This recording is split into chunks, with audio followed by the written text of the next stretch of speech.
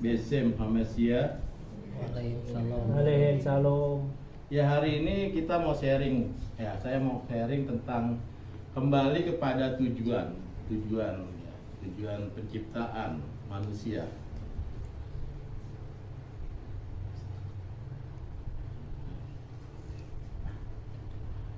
Kita lihat di dalam kitab Kejadian pasal yang pertama ayat yang ke-26. Ya, kita mau refresh sebentar tentang ini. Kejadian pasal pertama ayat yang ke-26 boleh dibacakan.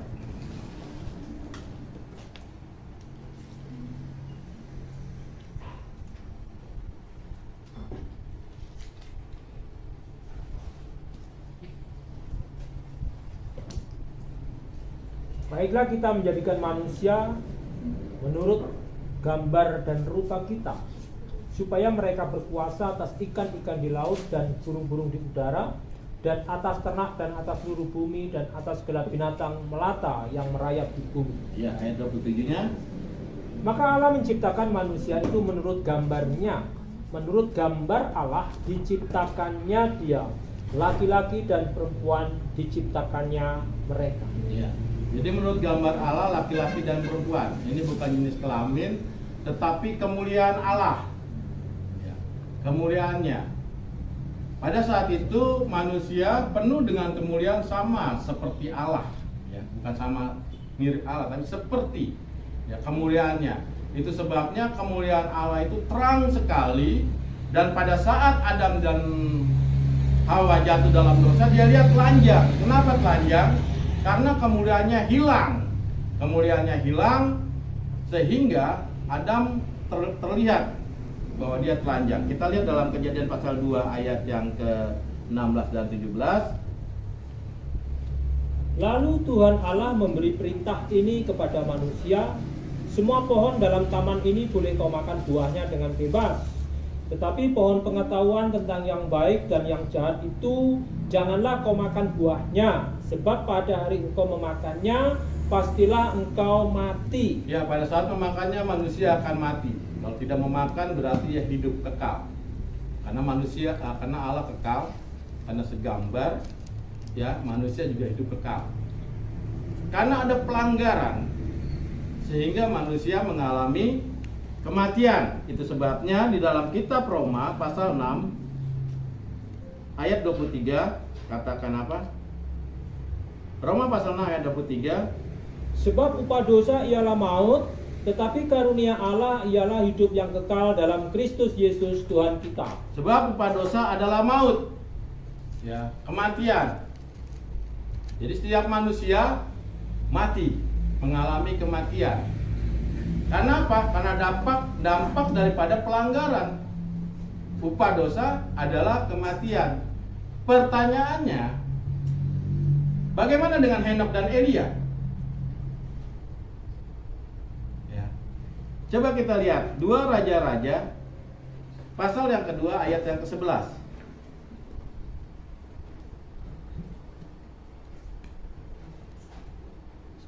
Ayat 11. Iya, pasal 2 ayat 11.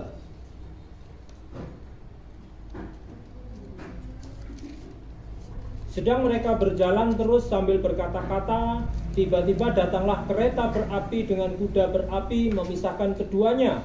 Lalu naiklah Elia ke surga dalam angin badai. Naiklah Elia ke surga. Ya. Dalam bahasa Ibraninya Fardes atau Firdaus. Ya. Ke Fardes. Sama dengan penjahat yang di sebelah mana, kiri apa kanan tuh, yang dia bilang, hari ini engkau bersamaku di Fardes,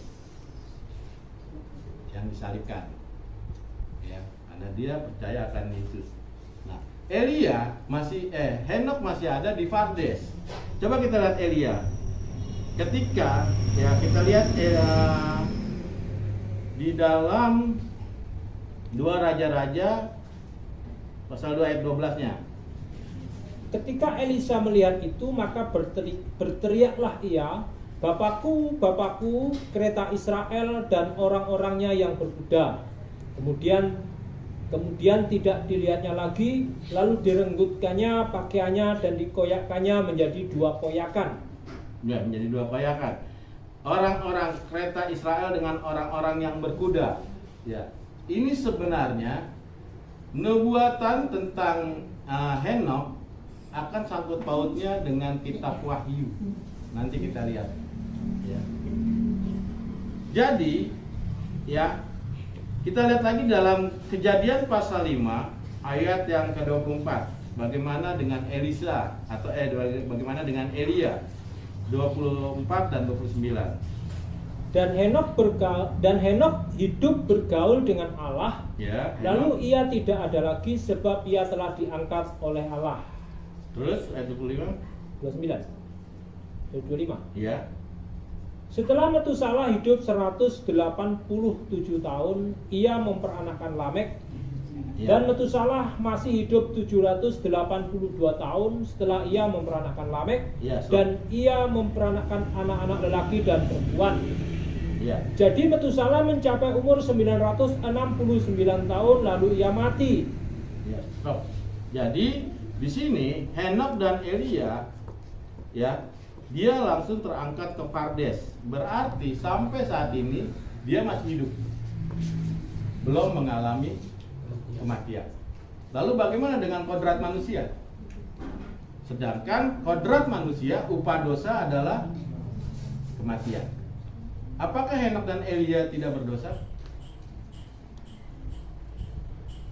Dia berdosa, tapi belum mengalami kematian sampai saat ini. Nanti kita lihat, ya. Dan kita lihat juga di dalam kitab Ibrani pasal 11 ayat 5.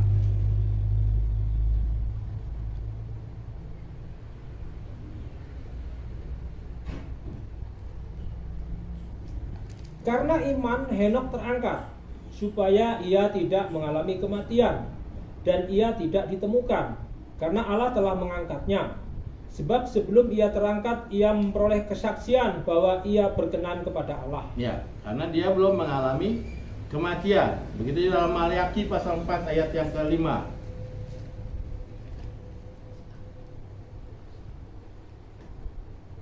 Maliaki pasal 4 ayat ke-5. Sesungguhnya aku akan mengutus Nabi Elia kepadamu menjelang datangnya hari Tuhan yang besar dan dahsyat itu. Ya. Sesungguhnya aku akan mengutus Nabi Elia kepadamu menjelang hari Tuhan yang besar dan dahsyat itu. Kapan?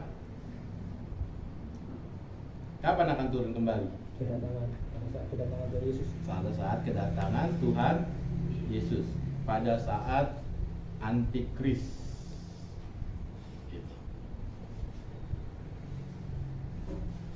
Pada saat Antikris, Elia harus mengalami kematian. Kenapa?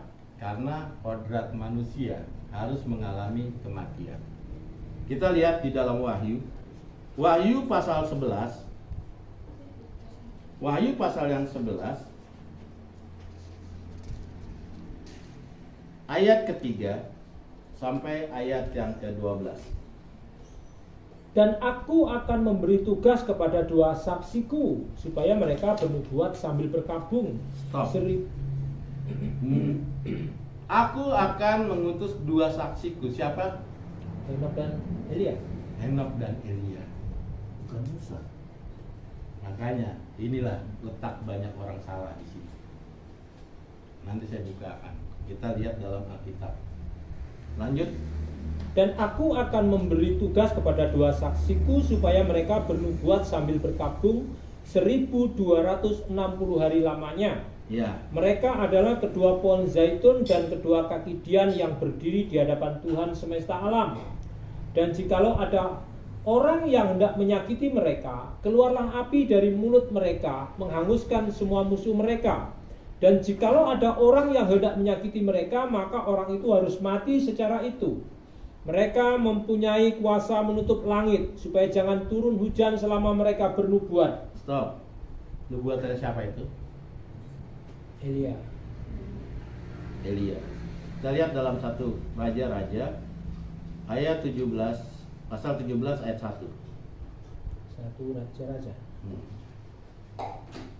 Pasal 17 ayat 1. Lalu berkatalah Elia orang Tisbe dari Tisbe Gilead kepada Ahab, demi Tuhan yang hidup Allah Israel yang kulayani, sesungguhnya tidak akan ada embun atau hujan pada tahun-tahun ini kecuali kalau kukatakan. Ya, di ayat yang ke-6, mereka mempunyai kuasa menutup langit supaya jangan turun hujan. Itulah tentang mukjizat Elia. Ya. Nah, banyak orang yang mengatakan, mentafsir bahwa yang mengubah darah, ya, air menjadi darah adalah Musa. Karena pada saat itu ada tulah yang air menjadi darah di masa Musa. Pertanyaannya, apakah Musa sudah mati? Sudah. Apakah Musa mati atau masih hidup? Musa sudah mati. Ya, kita lihat di dalam Ulangan pasal 34 ayat yang kelima.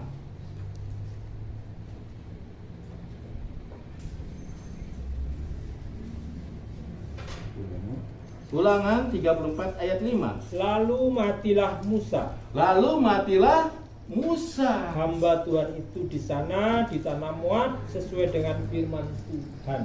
Jadi kodrat manusia matinya hanya sekali.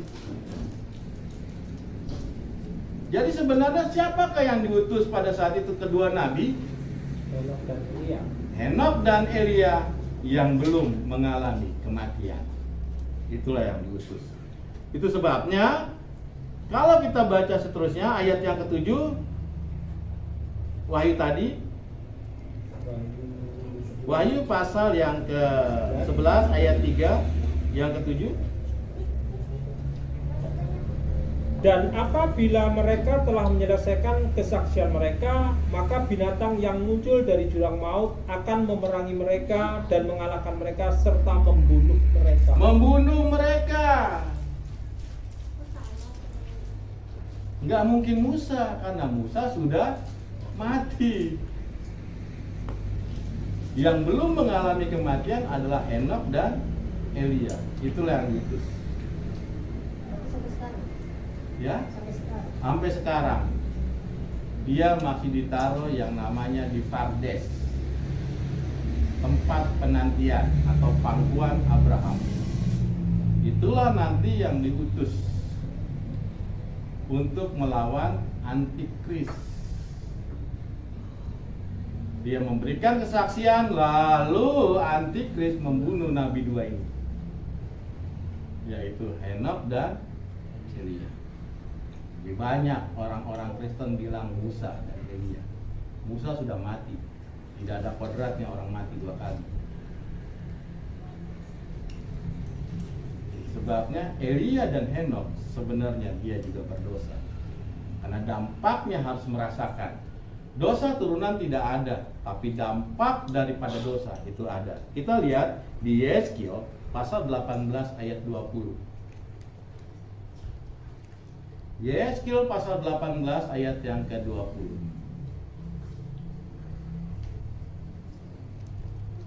Orang yang berbuat dosa itu yang harus mati. Anak tidak akan turut menanggung kesalahan ayahnya, dan ayah tidak akan turut menanggung kesalahan anaknya. Itu dia. Jadi tidak ada dosa turunan, tapi dampaknya orang merasakan.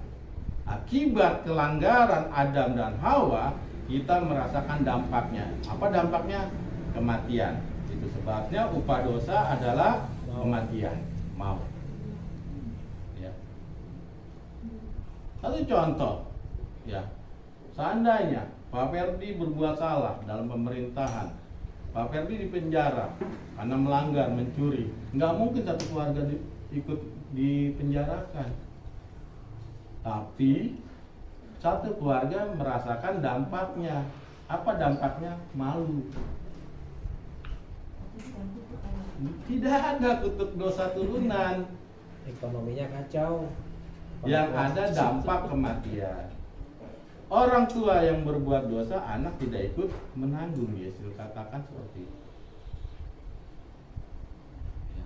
Jadi karena pelanggaran daripada Adam dan Hawa, kita semua merasakan dampaknya. apa? Kematian. Itu sebabnya kita kehilangan tentang kekekalan yang dari Allah. Itu sebabnya Yesus harus hadir, harus masuk ke alam maut, ya, mematahkan maut, mengalahkan maut dan bangkit. Dan dikatakan maut tidak berkuasa lagi, kematian tidak berkuasa. Akhirnya apa? Kita dikembalikan kepada kekekalan. Dengan jalan apa?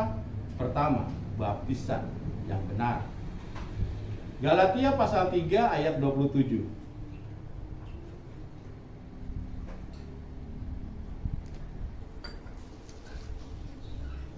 Karena kamu semua yang dibaptis dalam Kristus telah mengenakan Kristus. Ya, telah mengenakan Kristus. Kalau kita memakai baju berarti baju ini nempel sama Tuhan. Kalau kita mengenakan Kristus, berarti Kristus yang nempel dalam kita. Itulah kita berteosis, kembali kepada gambaran awal. Kenapa kita bisa berkenan di hadapan Allah, kita menjadi hamba Allah, bahkan kita menjadi anak Allah? Kenapa? Karena Allah tidak melihat kita lagi, tetapi Kristus yang ada di dalam kita. Siapa Kristus? Kristus adalah firman Allah yang hidup. Contoh ini Alkitab, nyembah. Ini firman Allah yang hidup. Kita ada di dalamnya. Allah melihat kita atau firman-Nya? Firman-Nya. Firman-Nya yang hidup. Itu sebabnya Allah berkenan kepada kita. Kenapa? Karena kita menyatu dengan Kristus.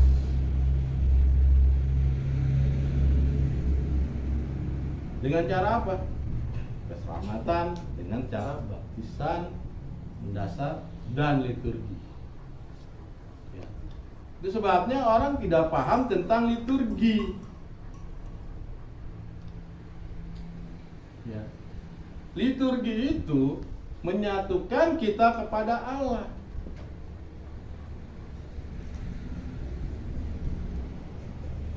Nah sekarang orang ibadah cuman bilang mau diberkati. Kalau nggak datang ibadah tidak diberkati. Tidak seperti itu. Ibadah dari kata abdun, orang yang menunduk dan bersujud kepada Allah, bermazmur kepada Allah.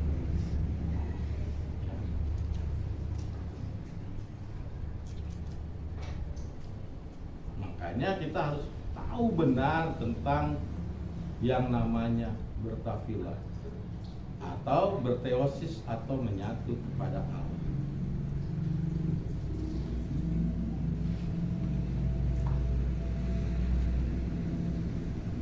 Penyatuan itu penting. Siapa yang butuh menyatu dengan Allah? Kita.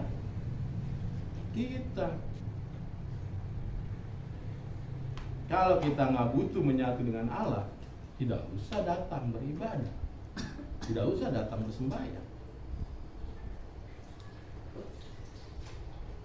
Ya, karena kita yang membutuhkan.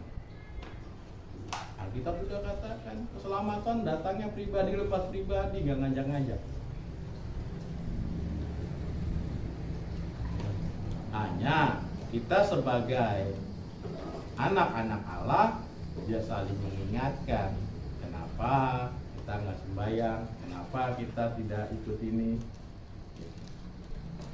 Dan kita tidak boleh memaksakan, tidak boleh.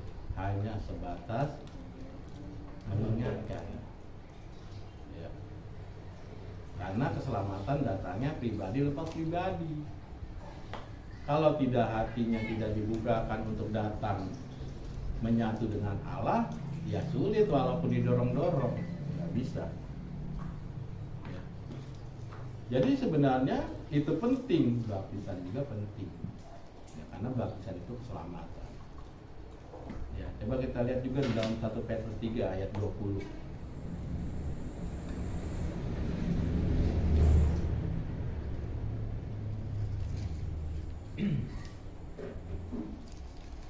Yaitu kepada roh-roh mereka yang dahulu pada waktu Nuh tidak taat kepada Allah, ketika Allah tetap menanti dengan sabar waktu Nuh sedang mempersiapkan bahteranya, di mana hanya sedikit, yaitu 8 orang yang diselamatkan oleh air bah itu. Ya, terus dari 1. Juga kamu sekarang diselamatkan oleh kiasannya, yaitu baptisan. Maksudnya bukan untuk membersihkan kenajisan jasmani, melainkan untuk memohonkan hati nurani yang baik kepada Allah oleh kebangkitan Yesus Kristus. Ya, yaitu baptisan tentang keselamatan. Ya, yang menyelamatkan adalah baptisan, bukan baptisan kenajisan.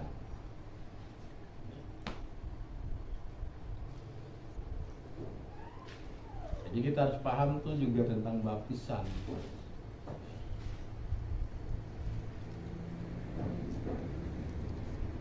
Mana baptisan keselamatan, mana baptisan tentang kenajisan. Ya. Baptisan kenajisan itu baptisan orang yang sudah akhir balik. Ya. Coba lihat di dalam Imamat pasal 15 ayat 2. Dari ayat 1 lah.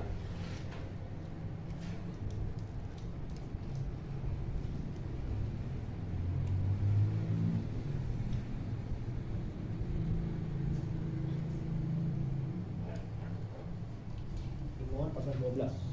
Pasal 15.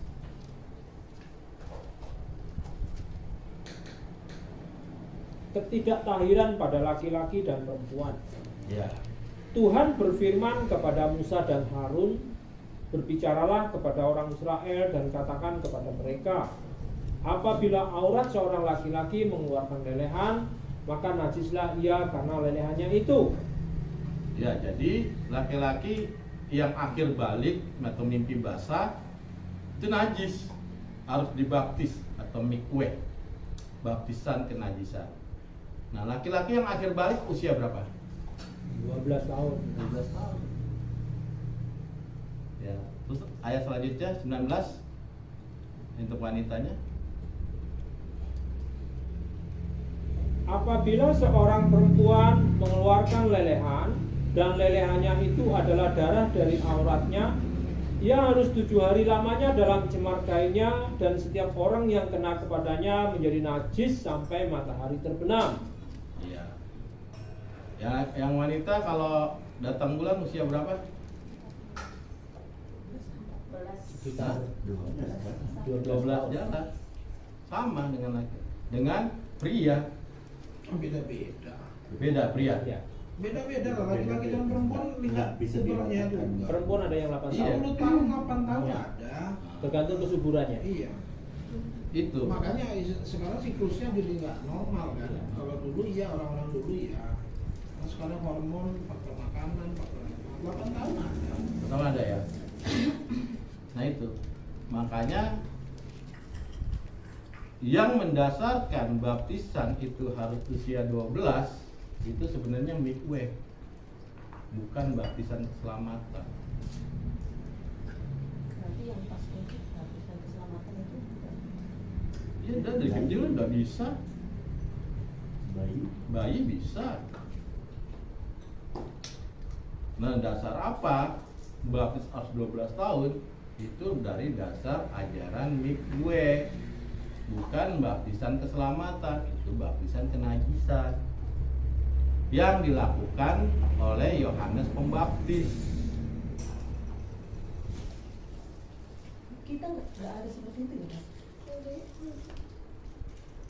Ya, jadi kita tahu di situ. Jadi yang pertama yang namanya paradosis atau sejarah-sejarah, ya baptisan, ya liturgi, ya perjamuan, penyatuan kita kepada Allah, dan 7 sakramen.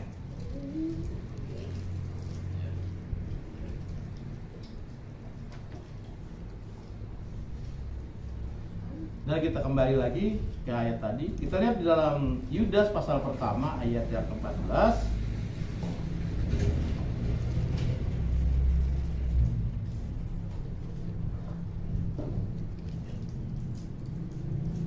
Juga tentang mereka, Henokh, keturunan ketujuh dari Adam. telah bernubuat katanya, Telah bernubuat katanya apa? sesungguhnya Tuhan datang dengan beribu-ribu orang kudusnya. Di kapan beribu orang kudusnya? Saat kedatangan Tuhan Yesus. Pada saat tadi kita Wahyu tadi. Itu artinya yang diutus pada saat itu oleh Allah yaitu Elia dan Henokh. Dan dia harus mengalami kematian.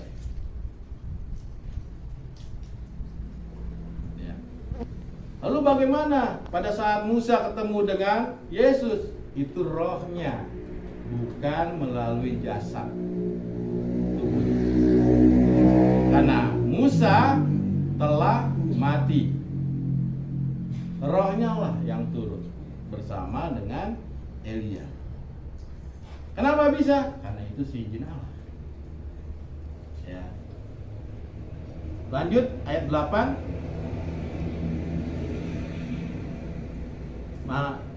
Yang tadi Wahyu. Wahyu tadi ya ayat 8. Pasal yang ke berapa tadi? 11. Dan mayat mereka akan terletak di atas jalan raya kota besar yang secara rohani disebut Sodom dan Mesir, di mana juga Tuhan mereka disalibkan. Ya. Jadi Sodom dan Mesir ini kejahatannya luar biasa. Itu sebabnya antikris kejahatannya nanti luar biasa mengejolaknya. Nah, di mana Tuhan Yesus disalibkan, Tuhan kita, ya di mana juga Tuhan mereka disalibkan. Kelihatannya kejadian ini adalah di Yerusalem. Di mana Yesus disalibkan? Yerusalem. Yerusalem. Ya, antara Sodom dan Mesir. Kejadian antikris pecahnya nanti dari Yerusalem. Keluar gejolak ini. Ya. Dan ayat 9, dan